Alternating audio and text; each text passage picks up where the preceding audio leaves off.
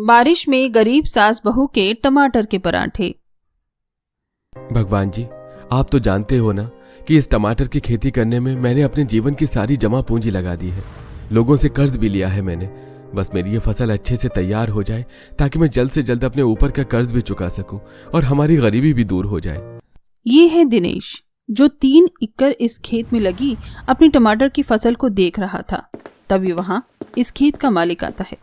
अरे दिनेश, तू अपनी ये फसल कब निकालेगा मेरे खेत से? मालिक, बस कुछ दिन और, फसल के तैयार होते ही फसल की कटाई शुरू कर दूंगा।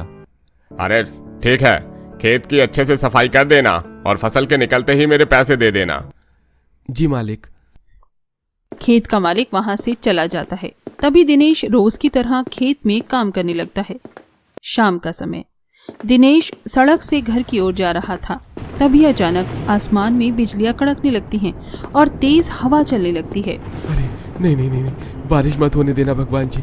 अगर बारिश हो गई तो मेरी टमाटर की फसल बर्बाद हो जाएगी। मौसम को अचानक बदलता देखकर दिनेश घबरा जाता है। तभी वो चलते चलते इसी गांव दामपुर में अपने छोटे से पुराने मिट्टी के बने घर में आता है, जहां घर में दिनेश के बूढ़े माता पिता हरिया दामिनी चारपाई पर बैठे थे। पत्नी राधिका मिट्टी के चूल्हे पर खाना बना रही थी। हरिया एक पैर से अपाहिज है। तभी दिनेश घर के कोने में आकर बैठ जाता है। क्या हुआ जी, आप इतने परेशान क्यों लग रही हो? सब मुझसे कह रहे थे कि दिनेश तू जल्दी अपनी फसल पेर ले, पर मैंने ही किसी की बात नहीं सुनी और इतना लेट खेत में फसल पेरा। अरे तो इसमें क्या हुआ बेटा? बाबा, बारिश का मौसम शुरू हो चुका है और अभी तक हमारी फसल तैयार नहीं हुई। फसल को तैयार होने में कुछ दिन और बाकी हैं। अब अगर बारिश शुरू हो गई तो हमारी टमाटर की फसल सारी बर्बाद हो जाएगी। नहीं जी, ऐसी अशुभ बातें मत कीजिए। इस फसल के लिए हमने कर्ज लिया है। अपने जीवन की सारी जमा पूंजी हमने इस फसल में लगा दी है। अगर हमारी फसल खराब हो गई तो हम तो बर्बाद हो जाएंगे जी। हर किसान बरसात से पहले ही टमाटर की फसल निकाल लेते हैं। काश कि मैंने भी अपनी फसल पहले पेरी होती। बेटा तू दुखी ना हो, भगवान जी है ना, वो हम गरीबों के साथ कुछ गलत नहीं होने देंगे। तभी घर में दिनेश की छोटी बहन दिशा, दिनेश के 2 बच्चे रिया महेश के साथ घर आती है। दिनेश अपने इस परिवार के साथ बड़ी गरीबी में अपना जीवन बिता रहा था। माँ एक बीमारी से जूझ रही थी और दोनों बच्चे गांव के सरकारी स्कूल में शिक्षा हासिल कर रहे थे। दिनेश ने एक जमींदार का खेत किराए से लेकर महीनों पहले उस खेत में टमाटर की फसल पेरी है। फसल के निकलने तक बारिश नहीं होगी बेटा।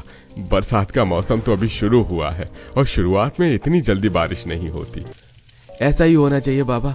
अगर हमारी फसल अच्छे से निकल गई तो हमें इस बार फसल के बहुत अच्छे दाम मिल जाएंगे, क्योंकि बरसात के मौसम में टमाटर के दाम बहुत कीमती हो जाते हैं। थोड़े समय बाद सब इस एक कमरे के छोटे से घर में फर्श पर बैठकर रोज की तरह बासी रोटी दाल खा रहे थे। माँ, आपने फिर से दाल रोटी बना दी। रोज रात को आप दाल रोटी बना रही हो माँ, मुझसे नहीं खाई जा रही है दाल रोटी। हमारे लिए कोई सब्जी ही बना देना था माँ। बच्चों, इस समय घर में राशन नहीं है और ना पैसे हैं। बस कुछ दिन की बात है, हमारी फसल बिक जाए ना तो हम घर में ढेर सारा राशन भर लेंगे। फिर मैं तुम्हें अच्छे अच्छे पकवान बनाकर खिलाऊंगी। हर बार आप यही बात कहती हो माँ। पता नहीं कब हमारे खेत में फसल निकलेगी। दोनों बच्चे आधा पेट खाना खाकर सो जाते हैं। अगले दिन दिनेश राधिका अपने खेत में आते हैं। सुनिए जी, जैसे ही फसल बिक जाएगी ना तो सबसे पहले हम उस रघु का कर्ज लौटा देंगे, क्योंकि वो ना अच्छा इंसान नहीं है। हाँ राधिका, उसके बाद हम बाबा का एक नकली पैर भी लगा देंगे। एक पैर से बाबा को चलने फिरने बैठने में बहुत तकलीफ होती है। थोड़े पैसों में हम माँ जी का इलाज भी करवा देंगे और अपने बच्चों को किसी अच्छे स्कूल में डाल देंगे। 2 से 3 एकड़ इस खेत में दिनेश की टमाटर की फसल काफी ज्यादा मात्रा में थी। 3 दिन बाद एक शाम हरिया को छोड़कर पूरा परिवार खेत में था। कितने लाल और बड़े बड़े टमाटर आए हैं फसल में। बेटा, इस समय टमाटर के दाम बाजार में 120 रुपए किलो हैं। तो किसी अच्छे व्यापारी को ही अपनी फसल बेचना। जी माँ, हमारी फसल 500 किलो के ऊपर ही निकलेगी। मैं कल से ही फसल की कटाई शुरू कर दूंगा, क्योंकि अब तो फसल तैयार हो चुकी है। जी, कल के बजाय आज से ही फसल की कटाई शुरू कर दीजिए। राधिका, कल मेरा जन्मदिन है। कल की खुशी के मौके पर हम फसल निकालकर उसे बाजार में बेचकर अपने जीवन में आई परेशानियों को दूर करेंगे। हाँ, ये सही रहेगा भाई। थोड़े समय बाद सब घर आते हैं। जी, घर में राशन भी खत्म हो चुका है, तो आप कल सबसे पहले राशन ले आना। कल सवेरे तुम शामू भाई से उधार राशन ले लेना, फसल के बिकते ही हम उन्हें सारे पैसे दे देंगे। थोड़े समय बाद सब घर में लेट जाते हैं। बस अब कल सवेरे का इंतजार है, इसके बाद हमारी सारी परेशानियां दूर हो जाएंगी। रात के 1 बजे अचानक बाहर तेज तूफानी हवा, बिजलियां कड़कने लगती हैं और तभी इस साल के बरसात के मौसम की पहली बारिश शुरू हो जाती है।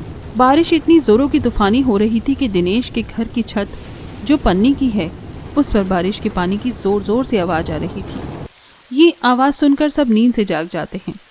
अरे ये बारिश कैसे शुरू हो गई? अरे मेरी फसल! आखिर बरसात के मौसम ने अपनी पहली दस्तक दे ही दी। कितनी तूफानी बारिश हो रही है, इस पानी से तो हमारी सारी फसल बर्बाद हो जाएगी।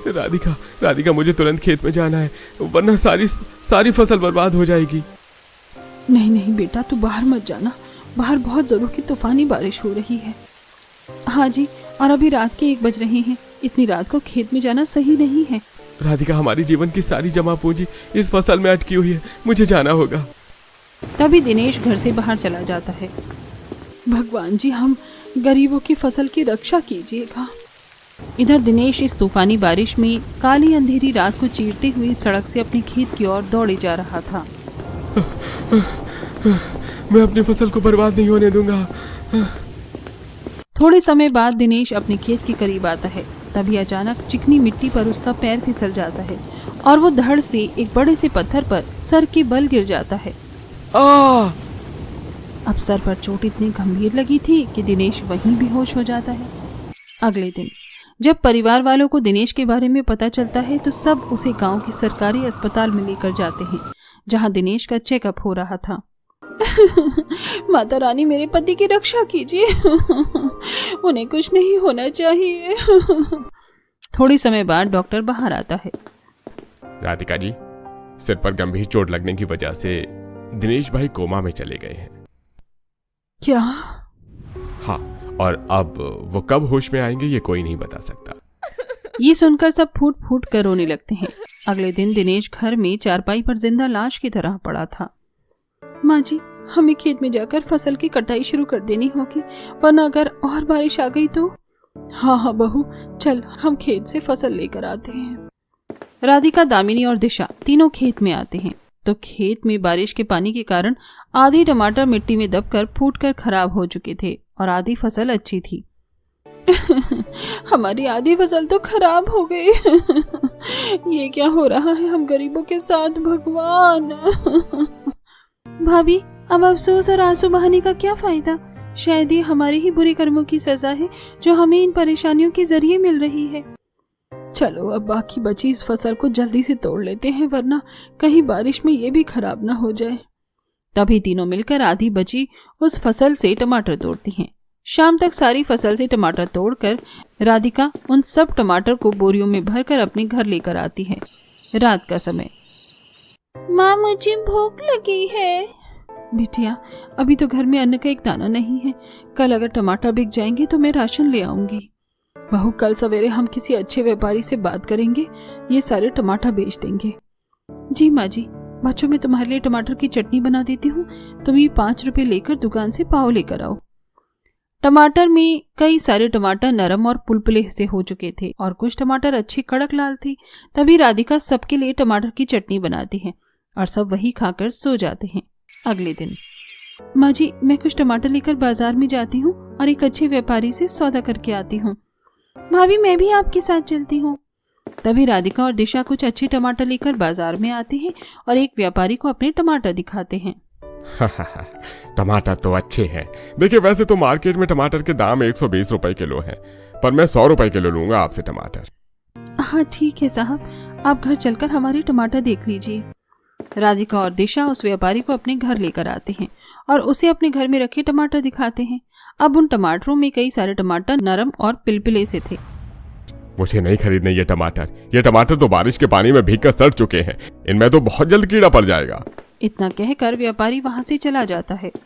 अरे बाप रे, इसका मतलब कीड़े लगने से पहले हमें ये सारे टमाटर बेचने होंगे। दिशा, तो शामू भाई से थोड़ा राशन उधार लेकर आ, मैं बाकी व्यापारों को टमाटर दिखाकर आती हूँ। राधिका दिशा बाहर चले जाते हैं। दिशा 3-4 दिन का उधार राशन शामू से लेकर आती है और राधिका बाजार में अलग अलग व्यापारियों को अपने टमाटर दिखाती है। तो कोई व्यापारी काफी सस्ते दाम में उससे टमाटर खरीदने की बात कहता है तो कोई सीधे मना कर देता है। रात का समय, सब घर में बैठे टमाटर की चटनी और रोटी खा रहे थे। फिर से टमाटर की चटनी? हमें नहीं खाना है टमाटर की चटनी। दूसरों के माता पिता को देखो, वो कैसे अपने बच्चों को अच्छे से अच्छे पकवान खिलाते हैं, उनकी हर खुशी को पूरा करते हैं। और एक हमारे माता पिता हैं जो हमें ढंग का खाना तक नहीं खिला सकते। अरे अगर आपकी इतनी औकात नहीं थी कि आप हमें अच्छा खाना तक नहीं खिला सकते तो हमें पैदा ही क्यों किया आपने? ये सुनकर राधिका और सब दुखी हो जाते हैं। तभी बाहर बारिश शुरू हो जाती है और घर की छत से हर जगह से पानी टपकने लगता है। अरे बहू, ये पानी तो टमाटर के ऊपर गिर रहा है, कहीं पानी से टमाटर खराब ना हो जाए। तभी राधिका और दिशा उन टमाटर की बोरियों पर पानी डालते हैं और इधर दोनों बच्चे भूखे ही घर में लेट जाते हैं। बच्चों थोड़ा तो खाना खा लो, ऐसे भूखे सोना अच्छी बात नहीं है। आप ही खाइए माँ वो टमाटर की चटनी और रोटी। दिशा बिटिया, तू शामू भाई की दुकान से मसाला नमक मिर्च लेकर आई है ना? जी माँ लाई हूँ ना, और साथ में थोड़ा आटा भी लाई हूँ। बहू हमारे घर में बासी रोटी तो है ना, मैं टमाटर और रोटी से टमाटर के पराठे बना देती हूँ। खट्टे मीठे टमाटर के पराठे बच्चों को बहुत पसंद आएंगे। टमाटर के पराठे? माँ जी टमाटर से भी पराठे बनते हैं? हाँ बहू, मेरी माँ बनाती थी टमाटर के पराठे। हमने माँ के हाथ के बने टमाटर के पराठे बहुत खाए हैं और माँ ने दामिनी को भी वो पराठे बनाने सिखाए हैं। अच्छा तो माँ जी आप मुझे भी सिखा दीजिए ना टमाटर के पराठे बनाना। हाँ बहू चल हम पराठे बनाते हैं। तभी दामिनी अपने हाथों से टमाटर के पराठे बनाने लगती है। पहले वो कई सारे टमाटर की चटनी बनाती है। बहू अब बासी रोटियों को हाथों से अच्छे से बारीक पीस ले और फिर हम चटनी और पिसी हुई रोटी में थोड़ा आटा मिलाकर उनमें टमाटर के पराठे बनाते हैं। तभी राधिका और दिशा बासी रोटी को हाथों से पीसकर बारीक करते हैं और उसमें टमाटर की चटनी मिलाकर उसमें थोड़ा आटा नमक मिर्च ये सब डालकर पूरे पेस्ट को अच्छे से मिलाकर उनके गोल गोल पराठे बनाते हैं और उन्हें चूल्हे पर सेकते हैं। थोड़े समय बाद कई सारे टमाटर के स्वादिष्ट पराठे बनकर तैयार हो जाते हैं। अरे वाह माँ जी, ये पराठे तो सच में कितने स्वादिष्ट हैं। बच्चों देखो दादी माँ ने कितने स्वादिष्ट पराठे बनाए हैं। तभी बच्चे और सब टमाटर के पराठे खाने लगते हैं। ये पराठे तो बहुत अच्छे हैं माँ, एक और दीजिए ना मुझे पराठा।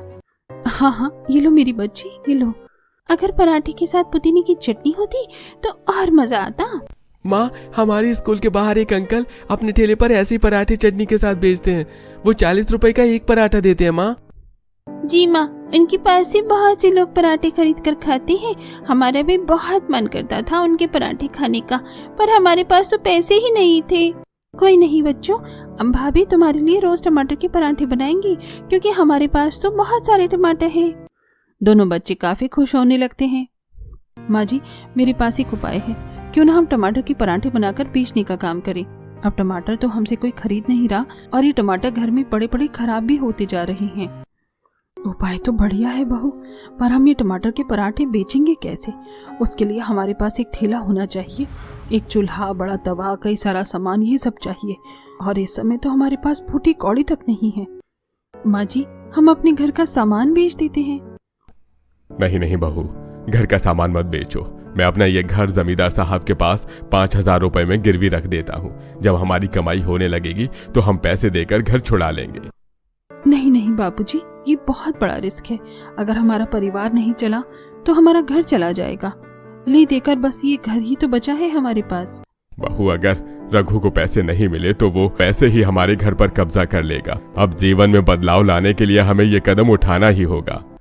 जैसे तैसे राधिका अपने ससुर की बात मान लेती है। अगले दिन हरिया अपना घर गांव के जमींदार के पास गिरवी रख देता है और उन पैसों में राधिका एक पुराना ठेला, चूल्हा और कई सारा सामान लेकर आती है, जिसके बाद उनके टमाटर के पराठों की दुकान खुल जाती है। एक दिन सवेरे राधिका और दामिनी गांव के एक स्थान पर अपना ठेला लिए खड़े थे। माँ जी हमारी पराठों की दुकान तो खुल गई, अब बस हमारे पास ग्राहक भी आने लगी। बहुत दिल से किए गए अच्छे काम की शुरुआत हमेशा अच्छी ही होती है। तभी राधिका अपने हाथों से टमाटर के पराठे बनाती है। थोड़े समय बाद अचानक बारिश शुरू हो जाती है। राधिका ने अपने ठेले के ऊपर प्लास्टिक लगा रखा था। ये बारिश कहाँ से आ गई, अब तो कोई भी ग्राहक नहीं आएगा। थोड़े समय बाद दो लोग छाता लेकर राधिका के पास आते हैं। किससे पूछ कर यहाँ ठेला लगाया तुमने? चलो हटाओ अपना ठेला यहाँ से, ये सरकारी जमीन है। बेटा अभी तो बारिश हो रही है, बारिश बंद हो जाए फिर हम यहाँ से चले जाएंगे। वैसे ये पराठा किस चीज का है? दिखने में तो बड़ा अजीब लग रहा है। साहब ये टमाटर का पराठा है, बहुत ही स्वादिष्ट होता है ये खाने में। टमाटर के पराठे? ये तो हम पहली बार सुन रहे हैं। अच्छा हमें दीजिए पराठे। राधिका दोनों आदमियों को दो दो पराठे और पुदीने की चटनी देती है। तभी दोनों वो पराठे खाने लगते हैं। अरे वाह, ये पराठे तो सच में बड़े स्वादिष्ट हैं बहन, एक और देना पराठा। तभी दोनों आदमी 3-3 पराठे खाकर राधिका से 5-5 पराठे पार्सल ले लेते हैं। बहन जी ये लीजिए आपके पराठों के पैसे।